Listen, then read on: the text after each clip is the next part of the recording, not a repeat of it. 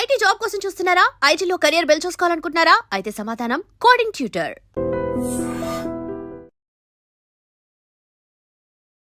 Welcome to I dream. నేను ఉదయశ్రీ. విదేశాలకు education purpose వెళ్ళి అక్కడే సెటిల్ అవ్వాలనే స్టూడెంట్స్కి ప్రెజెంట్ బయటి దేశాలలో పరిస్థితి ఏ విధంగా ఉంది, ఏ కంట్రీలో బాగుంది, ఏ కంట్రీకి వెళ్తే బాగుంటుంది, సజెషన్స్ ఇవ్వడానికి మనతో ఉన్నారు ఇమిగ్రేషన్ లాయర్ సంతోష్ కుమార్ సలాది. మాట్లాడదాం. నమస్తే అండి, వెల్కమ్ టు అవర్ స్టూడియో. ఎక్కువగా మన ఇండియన్స్ వెళ్ళేది యుఎస్, ఆ తర్వాత యూకే, ఆ తర్వాత చాలా కంట్రీస్కి వెళ్తూ ఉంటారు. కానీ ప్రెసెంట్ ఏ కంట్రీ గురించి మనం మాట్లాడుకున్నా యుఎస్ అయితే అక్కడ మన ఇండియన్స్ జాబ్స్ పోతూ ఉన్నాయి. మనకు అసలు యూనివర్సిటీలో కూడా రాని పరిస్థితి, చాలా చాలా ఇష్యూస్ ఉన్నాయి. సో ఇప్పుడున్న సిచ్యువేషన్, మళ్ళీ రష్యా, యుక్రెయిన్, ఇన్ని కంట్రీస్ లో ఇన్ని ప్రాబ్లమ్స్ ఉన్నాయి. అయినప్పటికీ స్టూడెంట్స్ కొంతమంది బయటికి వెళ్ళి చదువుకోవడానికే ఇంట్రెస్ట్ చూపిస్తూ ఉన్నారు. సో మీరు ఇప్పుడు ప్రెసెంట్ సిచ్యువేషన్ లో బయటికి వెళ్ళి చదువుకోవాలనే స్టూడెంట్స్ కి మీరు ఇచ్చే సజెషన్స్ ఏంటి? ట్రూ, మీరు అడిగారు కదా, that wear the answer is like geo political thing is connected to everything. So ఇప్పుడు ట్రంప్ టారిఫ్స్ వచ్చినాయని చెప్పి అందరూ ఎడ్యుకేషన్ గురించి అడుగుతున్నారు, but tariffs have nothing to do with education. యాక్చువల్గా టారిఫ్స్ గాట్ ఎక్స్పోర్ట్స్ వీటి మీద ఎఫెక్ట్, కానీ బిఫోర్ టారిఫ్స్ మార్కెట్ డౌన్ ఓవరాల్గా యూఎస్లో. Apart from that Indians problem ఇది, అమెరికా చేసిన ప్రాబ్లం కంటే కూడా ఇండియన్స్ సెల్ఫ్గా చేసుకున్న ప్రాబ్లం ఎక్కువ. జనరల్ ఏంటంటే మాస్టర్స్ మన వాళ్ళు ఎందుకు వెళ్తారు? చదువుకోవడం, ఎంఎస్ చేయడానికి, ఆ పేరు కానీ on the name it's for education, but most of them want to go there to part time చేసుకుంటారు, సెటిల్ అవుతారు. వాళ్ళకి end of the day citizen ఎవరికి వెళ్ళలేదు. అంటే ఇట్స్ ఎ డాలర్ డ్రీమ్. ఇక్కడే కదా చాలా కంట్రీస్లో ఉంది, పర్టికులర్లీ ఇండియాలో, తెలుగు స్టేట్, సౌత్ ఇండియాలో చాలా ఎక్కువ ఉంది. మోస్ట్ 25% F1 వీసాలు ఓన్లీ తెలుగు స్టేట్ ని పడుతుంది ఇండియా మొత్తం. సో మన వాళ్ళు కొంచెం క్రేజ్ ఎక్కువ ఉంది కదా. అపార్ట్ ఫ్రమ్ దట్ ఇంకా యూకే, యూరోప్ రకరకాల ఆప్షన్స్ ఉన్నాయి కదా, they are going on. US లో ప్రాబ్లం ఏంటంటే మాస్టర్స్కి వెళ్తారు కదా, వెళ్ళాక వీళ్ళకి స్పెషల్ అడ్వాంటేజ్ ఏంటంటే ఎక్స్పోజర్ అని కామన్. వీళ్ళు పర్టికులర్గా వెళ్ళే రీజన్ ఏంటంటే క్యాప్ కోటా. H1B మీకు ఐడియా ఉన్న వీసానే కదా. యూఎస్కి ఎవరన్నా స్టూడెంట్ కానీ ఎనీ ఫారినర్ వెళ్ళినప్పుడు ఒక ఫారెన్ స్కిల్డ్ వర్కర్ అక్కడ పనిచేయడానికి H1B అనేది ఒక వీసా నేమ్, అది జస్ట్ ఇట్స్ నేమ్. అలాగే స్టూడెంట్ వీసా F1కి వెళ్ళే పిల్లలకి ఏంటంటే 45,000 H1 కోటా పెట్టారు, దాన్ని క్యాప్ కోటా అంటారు, జస్ట్ లైక్ రిజర్వేషన్. ఎవరైతే మాస్టర్స్ ఇంత ఖర్చు పెట్టి ఇండియా వస్తున్నారు కదా, ఇండియన్స్ కానీ అబ్రాడ్ ఎవరు వచ్చినా, అమెరికన్స్ ఏం చేసి అట్రాక్ట్ చేయడానికి, ఇది 1980s నుంచి ఉన్న పాలసీ. ఆ 45,000 క్యాప్ కోటా అంటే ఇప్పటికీ అదే ఉంది. ఆ రోజున ఎంతమంది వెళ్ళేవారండి? మీకు తెలిసిన వాళ్ళు కూడా ఎంతమంది వెళ్తారు? చాలా తక్కువ కదా. ఇప్పుడు గల్లీకి ఇద్దరు వెళ్తున్నారు. సో ట్రూ తెలుగు స్టేట్ నుంచే 1,00,000 మంది వెళ్తున్నారు. ఈవెన్ లాస్ట్ 24-23 అకాడమిక్ ఇయర్ చూసుకున్నా మీకు 80,000 వీసాస్ తెలుగు స్టేట్ నుంచి పడినాయి. సో ఇండియాలో తెలుగు స్టేట్స్ కాకుండా గుజరాత్లో హెవీ మార్కెట్ ఉంది, తమిళనాడు ఉంది, చాలా స్టేట్స్ నుంచి ఉన్నాయి, ఈవెన్ మహారాష్ట్ర. వీళ్ళందరూ కలిపి ఒక 1,20,000 ఇండియన్సే వస్తే ఈ క్యాప్ కోట 45,000 అలాగే ఉంటుంది. ఇది మారదు, ఇది ఫిక్స్డ్ నెంబర్. కానీ జనం పెరిగిపోతున్నారు కదా. సో ఈ ఇయర్ ఈ 1,20,000 మాస్టర్స్ చేసిన వాళ్ళు ఒక 45,000 మంది వీసా కొట్టారు, ఫైన్. నెక్స్ట్ ఇయర్ వీళ్ళు ఉండేవారు, ఎందుకంటే యూఎస్ లో వీసాకి వెళ్తారు కదా మాస్టర్స్ కి. 5 years వీసా వస్తుంది మీకు, F1 ఎవరు అప్లై చేసిన. 5 years వీసాలో 2 years masters, 3 years post masters. ఈ 3 years వాళ్ళు అక్కడ అమెరికాలో ఉండి లీగల్ గా ఏమన్నా చేసుకునే రైట్ వస్తుంది కాబట్టి వీళ్ళని డబ్బులు ఖర్చు పెట్టి వెళ్తున్నారు. ఇక్కడ point number 1. So 2 years masters అయిపోయాక ఈ 3 years ఓపీటీ అంటాం. ఈ 3 years ఉండే optional practical training, stem OPT 11 months వస్తుంది first. Again it will be extended to 3 మొత్తం 3 years 22 months ఎక్స్టెండ్ అవుతుంది. సో ఈ స్టెమ్ ఓపీటీలో ఉన్న పిల్లలు 45,000 ఇయర్ సెలెక్ట్ అయ్యారు అనుకుందాం క్యాప్ లో. మిగిలిన వాళ్ళు ఏమవుతారు? నెక్స్ట్ ఇయర్ అప్లై చేస్తారు. నెక్స్ట్ ఇయర్ మళ్ళీ ఒక 1,00,000 మంది వస్తున్నారు కదా. So it's becoming a loop. ఆ లూప్ లో తిరుగుతున్నారు అందరూ. మాస్టర్స్ చేస్తున్నారు, ఓపీటీ వస్తుంది, H1 వేసుకుంటున్నారు, పిక్ అయిన వాడికి అవుతుంది, అవనోళ్ళు మళ్ళీ నెక్స్ట్ ఇయర్ ఆ 3 years టైం పాస్ చేస్తారు. ఒక ఇయర్ అవ్వాలా, సెకండ్ ఇయర్ అవ్వాలా, 3 years అవ్వాలా, ఏం చేయాలి? బ్యాక్ వచ్చేయాలి ఇండియాకి, అంతే. సో ఇది ఎప్పటి నుంచి ఉన్న రూల్, ఇది కొత్తగా రాలా ఓపీటీ టీమ్. బట్ ఏంటంటే ఇండియన్స్ తెలుగు వాళ్ళు ఎక్కువ అయిపోయారు పోస్ట్ కోవిడ్. చాలా మంది వెళ్ళిపోవడం, అంటే ఓవరాల్ ఐటీ బూమ్ అయింది కాబట్టి దాట్స్ ఎ బిగ్ డిసడ్వాంటేజ్. అది కాకుండా ఈ 3 years ఓపీటీలు ఏదైతే ఉందో, యాక్చువల్ ఓపీటీ అంటే పేరులోనే ఉంది కదా, ఆప్షనల్ ప్రాక్టికల్ ట్రైనింగ్. వీళ్ళు ఒక ఇంటర్న్ గా ఎక్కడైనా పని చేసుకోవాలి. కానీ తెలుగు వాళ్ళు కానీ ఇండియన్స్ ఓవరాల్ గా అది చేయరు. వాళ్ళు వెళ్ళి అన్ని రెస్టారెంట్లో, కెఫేల్లో ఎక్కడ పడితే అక్కడ చేస్తారు. That's illegal. సో వాళ్ళు ఏం చేస్తారంటే కొత్తగా ఏమి రూల్స్ పెట్టాల, ఉన్న రూల్స్ స్ట్రిక్ట్ గా ఫాలో అవుతున్నారు అంతే. So it's already return rule. Student part time గా ఉన్నప్పుడు 20 years చేసుకోవాలి, అది క్యాంపస్ లో చేయాలి. లేదు నువ్వు ఓపీటీలో ఉన్నావు అంటే నువ్వు ఏ డొమైన్ లో చదువుకున్నావో ఆ కన్సర్న్ కంపెనీ ఇంటర్న్షిప్ సంథింగ్ చేయాలి, అంతేగాని ఇక్కడ ఒకటి చేసి వాళ్ళు వేరే చోట ఫుల్ టైం జాబ్ చేస్తే ఇల్లీగలే కదా. నాకు ఒక డౌట్ అండి, Yeah. స్టూడెంట్స్ అందరు ఇక్కడ లోన్స్ పెట్టి Yeah, true, అంటే లక్షల్లో ఏదో వాళ్ళ దగ్గర డబ్బులు పట్టుకొని వెళ్తారు కదా, మోస్ట్లీ లోన్స్. అక్కడికి వెళ్ళినాక వాళ్ళు ఎడ్యుకేషన్ తక్కువ, పార్ట్ టైం ఎక్కువ చేస్తారు కదా, Yes, yes. వాళ్ళు నాలెడ్జ్ ఎక్కడ గెయిన్ చేస్తారు? వాళ్ళకి ఇప్పటి వరకు ఇన్ని ఇయర్స్ నుంచి జాబ్ వచ్చిన వాళ్ళకి జాబ్స్ ఎట్లా వస్తున్నాయి నాలెడ్జ్ లేకుండా? Correct point. ఇక్కడ ఏంటంటే ఇది ఒక పెద్ద ఐ మీన్ చాలా పెద్ద సీక్రెట్ ఇది. ఇప్పుడు నేను చెప్తే చాలా మంది హర్ట్ కూడా అవుతారు. Indians are purely consultancy based. Indians particular Telugu వాళ్ళు యూఎస్ లో మొత్తం ఎడ్యుకేషన్ నుంచి జాబ్ వరకు కన్సల్టెన్సీ రన్ అవుతాయి. దే విల్ కాల్ బ్యూటిఫుల్ గా దాన్ని ఫ్యాన్సీగా స్టాఫింగ్ ఏజెంట్స్ అంటారు. So it's 70-30 80-20 proportionate job. So వీళ్ళు ఏం వచ్చినా రాపోయినా the so call staffing agents or consultancies will take care of them. వాళ్ళు గెస్ట్ హౌస్ రన్ చేస్తూ ఉంటారు. ఎంఎస్ అయిపోయినాక పిల్లలకి ఏంటి, అబ్రాడ్ లో హైయెస్ట్ ఎక్స్పెండిచర్ ఫుడ్ లివింగేగా, ప్రతి నెల ఖర్చు ఆల్మోస్ట్ $2,000 అవుతుంది. అది గెస్ట్ హౌస్ ఫ్రీగా ప్రొవైడ్ చేస్తాయి. వీళ్ళకి వీళ్ళే ట్రైన్ చేస్తారు, వీళ్ళే అన్ని పెడతారు, ఫేక్ గానీ వాట్ ఎవర్ అన్ని. సో పెట్టి వీళ్ళకి ఒక 10 years 8 years ఉన్నోళ్ళలాగా ప్రొజెక్ట్ చేసి మార్కెట్ లో తీసుకెళ్తారు. వాడికి రియల్ టైం అదేం రాదు కదా. ఈవెన్ ఇంటర్వ్యూస్ కూడా ప్రాక్సీలతో చేస్తారు. సో వాళ్ళు అక్కడికి వెళ్ళిపోయి దిల్ మేనేజ్ సంహౌ. ఇది ఒకప్పుడు నడిచింది మార్కెట్ బల్క్ లో ఉన్నప్పుడు, అది ఏం చేసి నడిచింది. కానీ మార్కెట్ ఇప్పుడు ప్రిసైజ్ అయింది. ఈవెన్ టెక్ లో కూడా అందరిని ఉంచుకోవట్లేదు, ఫుల్ స్టాక్ లో ఇంపార్టెంట్ వాళ్ళు ఉంటున్నారు. ఈవెన్ ఇండియాలో కూడా మాస్ లే ఆఫ్ చూస్తున్నాం కదా మనం. సో అది కొంచెం ఎక్కువ ఉంది అంతే తప్ప tariffs have nothing to do with education. But tariffs వల్ల ఏంటంటే ఇన్ఫ్లేషన్ పెరిగింది. నేను మళ్ళీ అగైన్ ఫస్ట్ పాయింట్, వీళ్ళకి ఎవ్రీ మంత్ ఎక్స్పెన్స్ అవుతాయి. పార్ట్ టైం దేనికి చేస్తున్నారు మీరు? ఎగ్జాక్ట్లీ లోన్స్ ఉన్నాయి కదా, ఈ లోన్ అమౌంట్ కష్టపడి వస్తున్నారండి అంతే. వీళ్ళు 2-3 years ఉంటున్నారు, మాస్టర్స్ కట్టుకుంటున్నారు. ఈ 2 years పార్ట్ టైం చేసినప్పుడు తినడానికి సరిపోతున్నాయి, పెద్ద మిగలట్లా. ఆ లోన్ తీర్చుకుని వస్తే చాలని ఫీల్ అవుతుంది. ఇది ఓపెన్ చాలా మందికి తెలిసిందే కానీ బయటకు చెప్పుకోరు.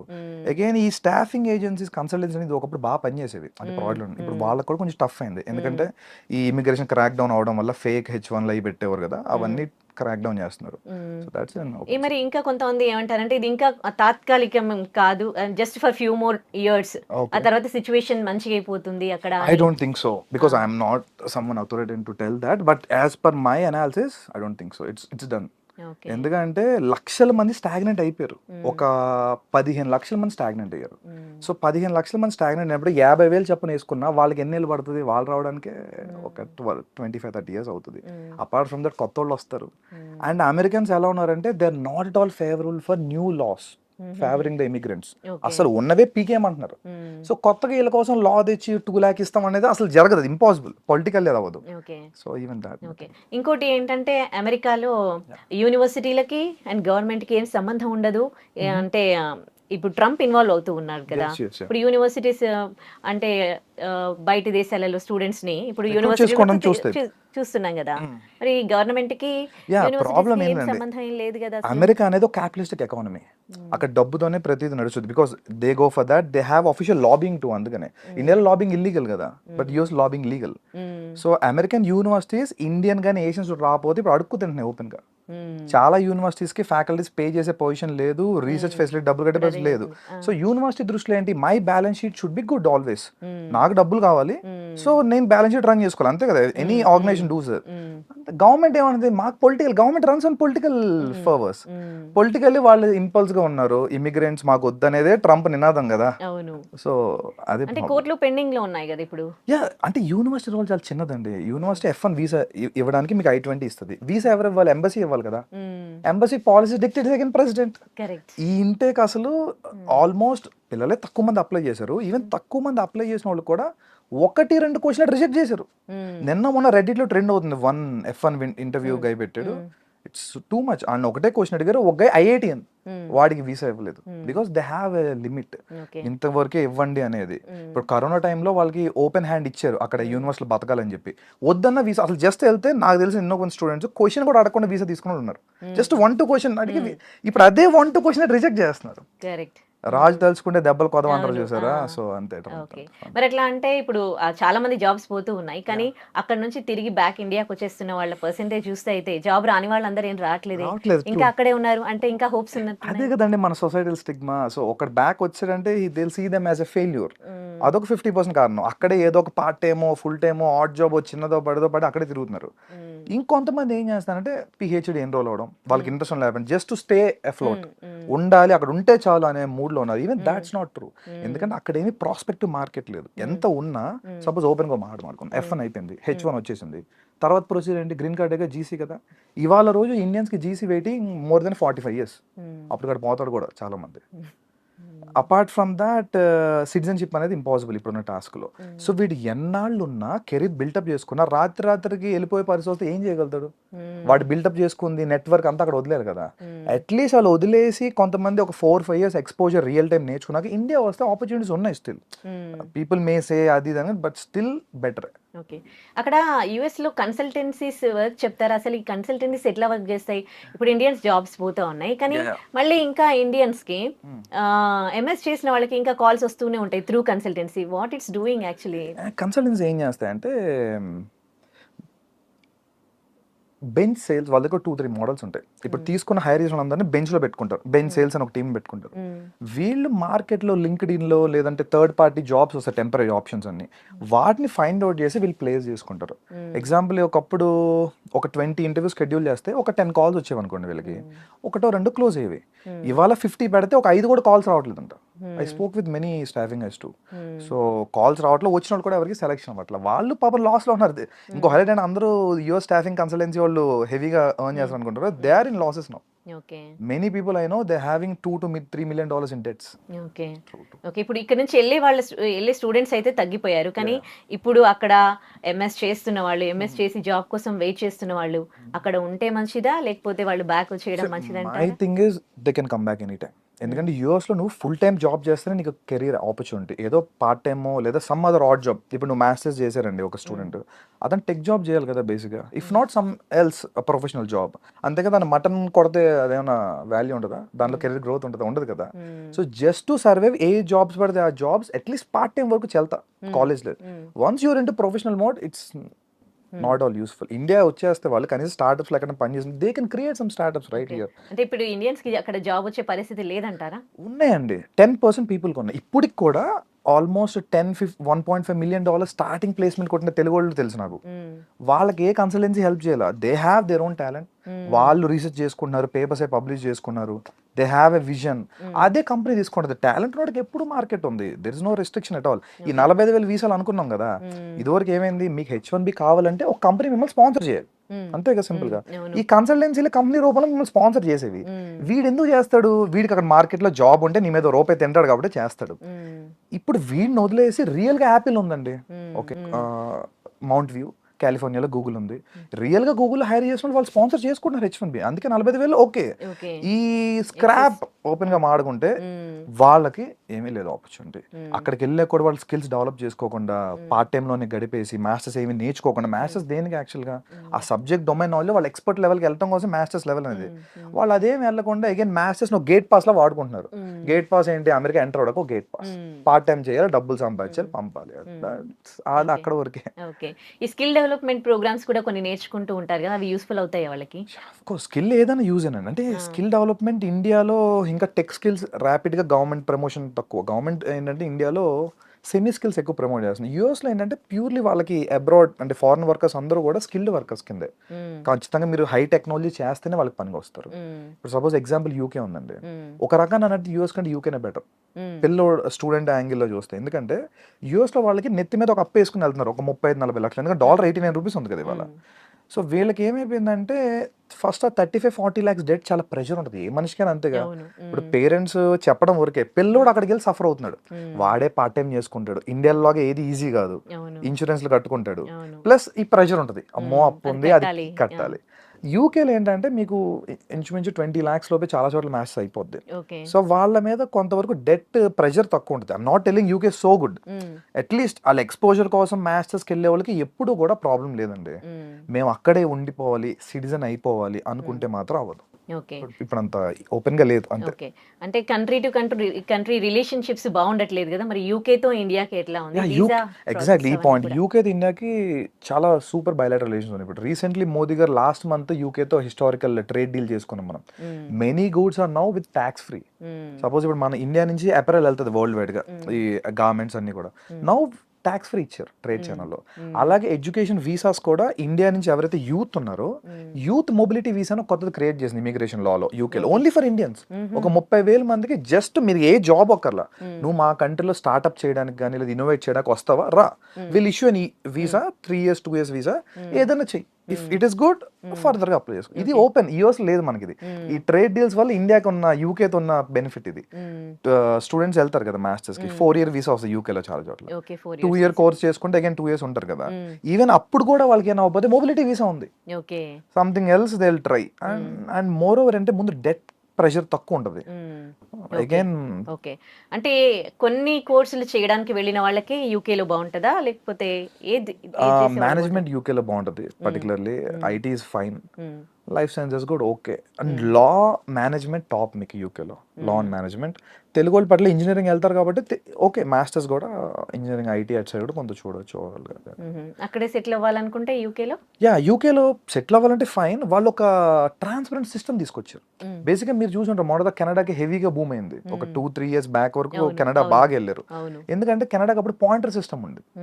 మీరు పిఆర్ రావాలనుకోండి, ఇప్పుడు యూఎస్ లో ఏంటి ఒక ఆర్బిటరీ సిస్టమ్ ఉంది. మీరు గ్రీన్ కార్డ్ ఫైల్ చేశారు, వాడు వెయిటింగ్ లిస్ట్ పెడతాడు, అంతేగాని మీకు మధ్యలో రీజనింగ్ చెప్పరు నాకు ఎందుకు వస్తుంది ఎందుకు రావట్లేదు అని. కెనడాలో ఏంటంటే పాయింటర్ సిస్టమ్ ఉంటుంది, సిఆర్ఎస్ స్కోర్ అంటాం, కాంప్రహెన్సివ్ ర్యాంకింగ్ సిస్టమ్. మీ సిఆర్ఎస్ స్కోర్ చేసుకుంటే మీ 10th 12th మీరు కెనడాలో పని చేశారు లేదా కెనడాలో ఎక్స్పీరియన్స్ ఉంది, ఇవన్నీ ఇమిగ్రేషన్ లాయర్స్ చూస్తారు.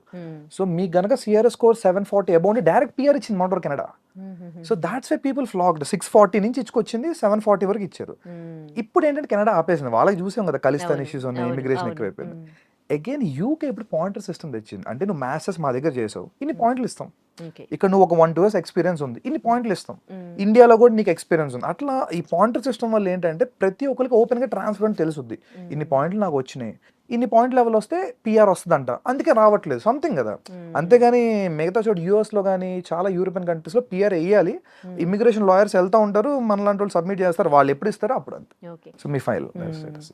మరి యూకేలో ఇంత మంచి ఆపర్చునిటీస్ ఉన్నప్పుడు ఎందుకు యూఎస్ ని ఫస్ట్ ఆపర్చునిటీగా పెట్టుకుంటారు? మనకి ట్రెడిషనల్లీ హ్యూజ్ మార్కెట్. అంటే మీరు పాపులేషన్ వైజ్ చూడండి, US population around 40 crore, 35 to 40 crore. UK population around below 5 crores. So 6.5 overall united Kingdom అంతా చూసుకున్నా. So huge difference. అండ్ ఈ ఫార్చ్యూన్ 500 కంపెనీస్ లో ఏంటంటే ఐటీ, తెలుగు వాళ్ళు లేదా south Indians particularly bulk into IT and IT consulting services. So US huge market, world మొత్తానికి IT వాళ్ళే కదా. సో అందుకని మన తెలుగు ట్రెడిషన్ ఎక్కువ వెళ్తుండేవారు, అంతేగాని there is nothing else. And ఈ అడ్వాంటేజ్ ఉండేవి మనకి, వేరే ఏ కంట్రీలో కన్సల్టెన్సీస్ లేవు, స్టాఫింగ్ ఏజెన్సీస్ కానీ, మ్యాథ్స్ అయిపోతే వాడు ఓన్ గా చూసుకోవడం లేదంటే సంథింగ్. బట్ యూఎస్ లో ఏంటంటే ఎట్ కంఫర్ట్, నీకు మ్యాథ్స్ అయిపోయిందా రా, నేను ఫ్రీగా ఫుడ్ ఇస్తా, అకామిడేషన్ ఇస్తా, ట్రైన్ చేస్తా, నువ్వు ప్లేస్ అయ్యేదాకా నేనే చూసుకుంటా. ఇది మంచి ఆపర్చునిటీ కదా. సో తెలుగు వాళ్ళకి ఈ మార్కెట్ అలవాటు పడిపోయారు ఒక 30-25 ఏళ్ళ నుంచి. ఇంకా మాట్లాడుకుంటే యూరోప్ లో ఆపర్చునిటీస్ ఉన్నాయి, అంటే if there studios enough Europe లో ఆపర్చునిటీస్ ఉన్నాయి, కానీ బల్క్ లేవు. మనకేంటే బల్క్ వచ్చాయి, బల్క్ లో వచ్చిన వాళ్ళు వెళ్ళాలి, అంతే. అదే ప్రాబ్లం అవుతుంది అందుకోసం. ఓకే, ఇప్పుడు మరి యూకేలో ఉన్న ఈ ఆపర్చునిటీస్ గురించి అవగాహన ఉందా? వెళ్తూ ఉన్నారా మరి? యూకే బాగా వెళ్తున్నారండి. ఇప్పుడు సెకండ్ ప్లేస్ యూకేనే. అంటే ఇన్ఫాక్ట్ నాకు తెలిసి ఈ అకాడమిక్ మేబీ యూకే ఫస్ట్ కూడా రావచ్చు. యూఎస్ తగ్గింది కదా, ప్రీవియస్లీ యూఎస్ ఫస్ట్ ప్లేస్ లో ఉంటే సెకండ్ హైయెస్ట్ నెంబర్స్ యూకేకి వెళ్ళేవారు. ఇప్పుడు అగైన్ ఆస్ట్రేలియా కూడా టైట్ అయింది ఇప్పుడు చాలా. ఆస్ట్రేలియాలో ఫినాన్షియల్ థింగ్స్ అని చాలా టైట్ చేశారు, and also very costly. So అందుకోసం వీళ్ళు ప్రిఫర్ చేస్తారు. వీసా ప్రాసెస్ కి ఇప్పుడు ఏమి ఇబ్బందులు ఏం కలగట్లేదా? యూకే వెరీ బ్యూటిఫుల్, ఎందుకంటే ఇంటర్వ్యూ కూడా లేదు. యూఎస్ కి అయితే ఇంటర్వ్యూ ఉంది కదా, వాడు వెళ్తే ఏదో ఒకటి అడిగి రిజెక్ట్ చేస్తున్నారు. UK complete document based online visa. So they will submit papers అన్ని బాండ్ కరెక్ట్గా ఉంటే వీసా వస్తుంది, బాగోపోతే రాదు, అంతే. Very simple. యూకే తర్వాత ఇంకా వేరే ఇంకా యూరోప్ అండి, Canada complete down, and I suggest no way Canada, అస్సలు లేదు మార్కెట్. యూరోప్ ఇంకా జర్మనీ, ఫ్రాన్స్, ఈ ట్రెడిషనల్ మార్కెట్స్ ఉన్నాయి కదా. అగైన్ యూరోప్ లో ప్రాబ్లం, మన ఇందా మీరు అడిగిన క్వశ్చన్ కూడా ఏంటంటే యూరోప్ ఎందుకు వెళ్ళరు అంటే తక్కువ. యూరోప్ లో జస్ట్ లైక్ ఇండియాలో స్టేట్స్ లాగా ఏ కంట్రీకి వెళ్తే ఆ లోకల్ లాంగ్వేజ్ వస్తుంది. జర్మనీ వెళ్తే జర్మన్ నేర్చుకోవాలి, ఫ్రాన్స్ వెళ్తే ఫ్రెంచ్ నేర్చుకోవాలి, స్వీడన్ లో చాలా స్వీడన్ వెళ్తే మళ్ళీ స్వీడిష్ రావాలి. సో అది మళ్ళీ మన టఫ్ పార్ట్ కదా, ఆ లాంగ్వేజ్ మొత్తం, దాని గురించి కొంత ఇది. But Germany number 3, Germany number 3. జర్మనీలో ఎట్లా ఉందండి? జర్మనీ ఇస్ టూ గుడ్ అండి. జర్మనీ అంటే ఫస్ట్ నుంచి వాళ్ళది quality life, quality education, population కూడా సేమ్ యూకే లెవెల్ పాపులేషన్ వాళ్ళది. జర్మనీలో ఏంటంటే గవర్నమెంట్ స్కూల్స్ అని ఫ్రీ, అసలు డబ్బుల గురించి కాదు, వాళ్ళు Okay. Free, most complete maths free. ఇక్కడ వాళ్ళ కంట్రీ వాళ్ళకా లేకపోతే లేదు మన వాళ్ళకి కూడా. ఓ జర్మనీలో మీకు పబ్లిక్ యూనివర్సిటీస్ ఆఫర్ 90% 100% స్కాలర్షిప్స్. మన మన వాళ్ళు మరి చదువుకున్నారు ఎందుకు కూడా. మా జర్మనీకి వెళ్ళారు? కరెక్ట్ క్వశ్చన్ అడిగారు. ఇప్పుడు ఏంటంటే I tell you some secrets kind. UK US లో ఇప్పుడు మీరు బీటెక్ అమీర్పేట్ సైడ్ వెళ్తుంటే బీటెక్ ప్రాజెక్ట్స్ బోర్డులు పెట్టుంటారు, బీటెక్ ట్రిపుల్ ప్రాజెక్ట్స్ అని అవి. సేమ్ యుఎస్ యూకే లో ప్రాజెక్ట్ అసైన్మెంట్లు డబ్బులు పెట్టి కొనుక్కొని సబ్మిట్ చేసేయచ్చు. And they'll get అవును and they'll get అవును. grades and they'll pass out with convocation and all this and all. జర్మనీలో కుదరదు. జర్మనీలో Okay. పెయిడ్ అసైన్మెంట్స్ కష్టపడి చదువుకోవాలి. ఇంత ప్లాగరిజం ఉన్న కంప్లీట్ ఆ అసైన్మెంట్ ఆ సెమ్మే వేవో ఇది చేస్తారు. ఓకే సో నో వే దిల్ ట్రై. అందుకోసం చాలా తక్కువ మంది వెళ్తారు. వెళ్ళే స్టూడెంట్స్ పీపుల్ కి Germany is beautiful option. Okay మన వాళ్ళకి ఏంటి ఇవన్నీ వద్దు చాలా మందికి. I'm not telling generalise, but చాలా మందికి ఏంటంటే అలా ఫ్రీ మైండ్ సెట్ లో క్రియేట్ చేశారు. Maybe some consultancies or whatever reason. నువ్వు వెళ్ళిపోరాలి వెళ్తే అది మనకి చిన్నప్పటి నుంచి ఈ ట్రాప్ ఉండింది కదా. 10th చదువు అయిపోయింది లైఫ్, ఇంటర్ అయిపో బీటెక్ వెళ్తే అన్ని ఈజీగా అయిపోవాలి మనకి, ఎక్కువ ఎగ్జాక్ట్లీ కష్టపడకుండా. ఎగ్జాక్ట్లీ బీటెక్ జాయిన్ అయితే అయిపోయింది ప్లేస్మెంట్ కొట్టే వరకు. Nothing goes in that way. Okay so అది problem actually. Okay Germany visa process అంతా ఎట్లా ఉంటది? ఏ జర్మనీ- కోర్స్ చేయాలనుకునే వాళ్ళకి జర్మనీ బాగుంటది? Particularly engineering guys, mechanical, automobile ఇవన్నీ ఉన్నాయి కదా. India is going towards manufacturing. India self reliant అవుతుంది కదా, ఆత్మనిర్భర్ భారత్. అవును సో సెల్ఫ్ రిలయంట్ అవుతున్నప్పుడు manufacturing is only option. India China కానీ ఏ అకౌంట్ బీట్ చేయాలి, మనం థర్డ్ లార్జెస్ట్ సెకండ్ లార్జెస్ట్ వెళ్దాం అనుకుంటున్నాం. అవును so manufacturing is only way. Manufacturing రేపు స్టార్ట్ అవుతుంది ఇండియాలో, ఆల్రెడీ పుష్ వచ్చింది గట్టిగా. వీళ్ళకి చాలా మార్కెట్ ఉందండి. చాలా మంది ఈవెన్ నేను ఇయర్ కూడా చూసాను, ఏఎంఎల్ డేటా సైన్స్ కొట్టుకుని డొనేషన్ కట్టి జాయిన్ అయ్యారు చాలా యూనివర్సిటీస్ లో. బట్ ఫ్యూచర్ లో మెకానికల్ ఈసీ వాళ్ళకి B% మార్కెట్ ఉంది హెవీగా. అందు సైడ్ ప్రొడక్షన్ కూడా ఉంది. సో మెకానికల్ ఆల్రెడీ ఇండియాలో బ్యాచిలర్స్ చేసిన ఉంటారు కదా, వాళ్ళు మాస్టర్స్ చాలా ఈజీ అక్కడ. ఓకే మాస్టర్స్ చేసుకుంటారు, వాళ్ళు అక్కడే సెటిల్ అవ్వచ్చు. ఎందుకంటే వరల్డ్ లో ఒక థింగ్ ఏంటంటే జర్మనీలో Tier 1 మెట్రో సిటీసే కాదు, Tier 2 Tier 3 cities develop, and I forgot the name actually. They called a system. It's a policy for them. Okay even world war 2 ఇంత వచ్చిన జర్మనీ ఎందుకు బ్రేక్ అవ్వలేదంటే అక్కడ ఎడ్యుకేషన్ ఇండస్ట్రీ కలిసి ఉంటుంది. Industry relevant curriculum completely. ఇండియాలో లాగా కాదు. అంటే ఇండియాలో ఏంటి కరికులం ఒకటి చెప్పేస్తారు, వాడు మళ్ళీ ప్లేస్మెంట్ కోసం ట్రైన్ అయ్యి సంథింగ్ వెళ్తాడు. ఇండస్ట్రీతో కలిపి యూనివర్సిటీలు రన్ అవుతాయి. ఇన్ఫాక్ట్ మీకు ఫోక్స్ వ్యాగన్ కార్స్ ఉన్నాయి కదా, ఫోక్స్ వ్యాగన్ వాళ్ళు యూనివర్సిటీ రన్ చేస్తారు తెలుసా జర్మనీలో, complete free. It's very funded university. In fact Volkswagen అంటేనే peoples vehicle, German public company అది. So they are also running a university. ఇంకో డౌట్, జర్మనీలో వాళ్ళ లాంగ్వేజ్ లో ఉంటుందా Yeah, of ఎడ్యుకేషన్? course. అంటే జర్మన్ మీడియం కాకుండా ఇంగ్లీష్ మీడియం ఉంది, చాలా చోట్ల వెళ్తున్నారు. బట్ నేను మీకు ఓపెన్ చెప్తా, they speak 50% they converse in German. Okay అందుకే వీసా కూడా జర్మనీకి ఉన్న రిక్వైర్మెంట్ ఏంటంటే బై ద వీసా టైం కనీసం 2 levels ఆఫ్ జర్మన్ చేసి ఉండాలి. ఓకే సో అందుకోసం మన వాళ్ళు ఇంకో హిండ్రెన్స్ ఇందాక ఓకే ఇదైతే ఉంది, ఇంగ్లీష్ మనకి కామన్ లాంగ్వేజ్ కదా, సింపుల్ గా టోఫెల్ ఐఎల్స్ రాసేసి వెళ్ళిపోతారు ఒక నెల కోచింగ్ తీసుకొని. ఓకే బట్ మీకు లాంగ్ టర్మ్ ప్లాన్ చేసుకుంటే కనుక జర్మనీ చాలా క్వాలిటీ ఆఫ్ కష్టపడే వాళ్ళకైతే మంచి ఫ్యూచర్ ఉంటది. చాలా ఫ్యూచర్ ఉంటుంది. అపార్ట్ ఫ్రమ్ దట్ ఫ్రాన్స్ కూడా సేమ్ వర్షన్. ఫ్రాన్స్ లో కూడా మీకు అంటే ఫ్రాన్స్ ఫ్రీ ఎడ్యుకేషన్ లేదు మోస్ట్లీ, బట్ Okay. తక్కువ fees, below 10 lakhs scholarship. Okay ఇక్కడ ఇంగ్లీషే కదా ఫ్రాన్స్ లో? అగైన్ సేమ్ యూరోప్ అంతా పేరుకి ఇంగ్లీష్ మీడియం అని ఉంటుంది, ఆ, but they converse mostly in their vernaculars. Okay ఇప్పుడు మనమే ఉన్నామండి, ఇప్పుడు ఇంగ్లీష్ మీడియం ఉంటుంది స్కూల్లో, faculty will try to talk in the local language right to understand, same అంతే. సో బట్ సర్వైవ్ అవ్వాలంటే part times local taxi grocery everything మనం local తోని కన్వర్స్ చేయాలి. అవును అందుకోసం మేము కూడా Languages కంపల్సరీ ఆ. లోకల్ లాంగ్వేజ్ నేర్చుకోమంటాం. Apart without that they can do nothing. Okay so ఇప్పుడు వెళ్ళాలని అనుకునే స్టూడెంట్స్ కి మీరు ఇచ్చే సజెషన్స్ ఏంటి? So check your countries, if not try to do your own research. అంటే పర్టికులర్ నువ్వు వెళ్తాను యూనివర్సిటీ ఎంత అవుట్కమ్ ఉంది, ప్లేస్మెంట్. ఇండియాలో అక్కడ ప్లేస్మెంట్ థింగే ఉండదు, అవుట్కమ్స్ తెలుసుకోండి, అక్కడ మార్కెట్ ఎలా ఉంది చూసుకొని వెళ్ళటమే. రెస్ట్ మీకు రియల్ టైమ్ ఎడ్యుకేషన్ చేయాలంటే there are n number of opportunities. మీరు చదువుకుని రీసెర్చ్ అంటే లేదు, నేను పేరుకి మాస్టర్స్ చేస్తా, I want to get something for free అంటే ఇప్పుడు కొంచెం టఫ్ అయిపోయింది. ఆ సినిమా అయిపోయింది, ఇప్పటి నుంచి Okay. టఫ్ డే స్టార్ట్ అయినాయి. Okay Yeah. అక్కడ ఇప్పుడు ఎంబీఏ చేసి ఇండియాకి బ్యాక్ వచ్చిన వాళ్ళ పరిస్థితి ఏంటి? ఇక్కడ మన ఇండియాలో ఎట్లా ఉన్నాయి? They are well recognised. Even UK అయినా యూరోప్ అయినా మనకి మంచి మంచి స్కూల్స్ ఉన్నాయి. బెనిఫిట్ ఏంటంటే ఇందులో ఒక అడ్వాంటేజ్ ఉంది మనకి. సపోజ్ ఇండియాలో ఉన్న కాంపిటీషన్ వల్ల ఇండియాలో ఒక యావరేజ్ బీ స్కూల్, ఒక 20 years ఓల్డ్ బీ స్కూల్ కూడా ఇప్పుడు 22 lakhs చార్జ్ చేస్తున్నాయి. బెంగళూరు రిలయన్స్ కానీ ముంబై ఎన్ఎంస్ ఎవరిని చూసుకున్నా. వేరేజ్ అదే కాస్ట్ లో మీరు యూకేలో ఒక 150 years ఓల్డ్ బీ స్కూల్లో చదవచ్చు. So it's well recognised right, worldwide మీకు ఆపర్చునిటీ ఉంటుంది. They have internship opportunity too. ఇంకోటండి అక్కడ ఎంఎస్ అని వెళ్ళి పార్ట్ టైం జాబ్లు చేస్తారు తప్ప ఎడ్యుకేషన్ గెయిన్ చేయరు. వాళ్ళకి ఇక్కడికి వచ్చినాక ఏం జాబ్స్ వస్తాయి? ఏం రావు, రావట్లేదు చాలా మంది కూడా, వచ్చిన వాళ్ళు కూడా దే డూయింగ్ సంథింగ్. ఏం లేక మళ్ళీ ఏదో ఒక స్కిల్ నేర్చుకుంటారు, కరెంట్ ట్రెండ్ టెక్నాలజీ అంతే తప్ప ఓకే అసలు ఆ సిస్టమే ఘోరం అయిపోయిందండి. అందుకని ఈ కొలాప్స్ అంతా కూడా, okay because they not gaining anything new, existing ఉన్న దాంట్లో ఉంటున్నారు. కంపెనీకి అది అక్కర్లా, ఇక్కడ వాళ్ళని పట్టించుకోవట్లేదు కదా. యా సో అదే ప్రాబ్లం అవుతుంది. ఇప్పుడు H1B లో ప్రాబ్లం ఏంటంటే వాడికి స్పాన్సర్ చేస్తున్నారంటే బోల్ ట్యాక్సెస్ కట్టాలి. ఆ థింగ్ అని కంపెనీకి వేస్ట్ కదా, లోకల్ దొరికేస్తాడు ఆ టాలెంట్ తో. అందుకోసం okay so unless and until you're super talented, you're in demand technology, then no problem. Rest are all average. Okay అంటే ఇక్కడికి వచ్చినాక ఏమన్నా స్పెషల్ ఇవి ఉంటాయి కదా కోర్సెస్ లాంటివి నేర్చుకుంటే బెస్ట్ అంటారా? యా ఆల్రెడీ మాస్టర్స్ చేశారు కదా చేశారు, వాళ్ళందరూ. అక్కడ ఏం నాలెడ్జ్ లేదు కదా వాళ్ళకి. yes. అప్పుడు ఇక్కడికి వచ్చినాక ఏదో ఒకటి చేయాలి ఏదో కదా. ఒక ట్రెండింగ్ టెక్నాలజీ నేర్చుకోవడమే ఇందని అన్నట్టు.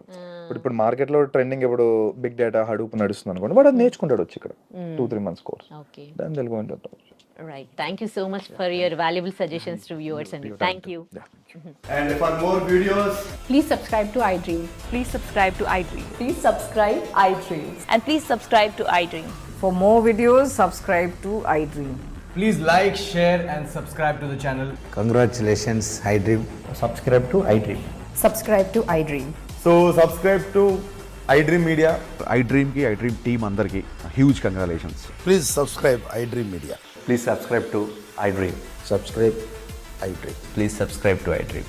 iDream అంటే నా కళల ఛానల్ సబ్స్క్రైబ్ చేసుకున్న నోరు తిరుగుతలేదు, మీరైతే గంట గుర్తు కొట్టండి. For more such videos, please subscribe to iDream. Subscribe to iDream. Please subscribe to iDream. Please subscribe iDream Media. Please do subscribe to iDream. Please subscribe to iDream Media. For best entertainment and information, please subscribe iDream. And don't forget to subscribe to iDream.